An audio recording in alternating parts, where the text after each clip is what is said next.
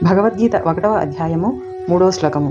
పశ్యైతాం పాండుపుత్రాణం ఆచార్య మహతీం చమూం వ్యూఢాం ద్రుపదపుత్రేణ తవ శిష్యేణ ధీమతా.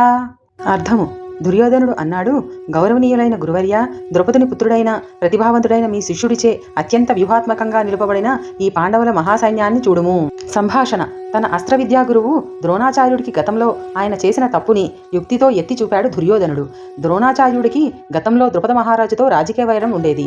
వైరంతో ఆగ్రహం చెందిన ద్రుపదుడు ఒక యజ్ఞం చేసి ద్రోణాచార్యుడిని సంహరించగలిగే పుత్రుడు కలగాలనే వరం పొందాడు. ఆ వరం ఫలితంగానే ద్రుపదునికి దృష్టద్యుమ్నుడు పుట్టాడు. ద్రోణాచార్యుడికి దృష్టద్యుమ్నుడి జన్మ ప్రయోజనం తెలిసినా సరే తన వద్దకు సైనిక విద్యని అభ్యసించడానికి వచ్చినప్పుడు పెద్ద మనసుతో దృష్టద్యుమ్నుడిని తనకు తెలిసిన విద్యనంతా సంకోచించకుండా బోధించాడు. ఇక ఇప్పుడు యుద్ధంలో దృష్టద్యుమ్నుడు పాండవ పక్షంలో సర్వ సైన్యాధిపతిగా చేరి ఉన్నాడు. మరియు పాండవుల సేనా వ్యూహాన్ని ఏర్పాటు చేసింది కూడా అతడే. ద్రోణుడు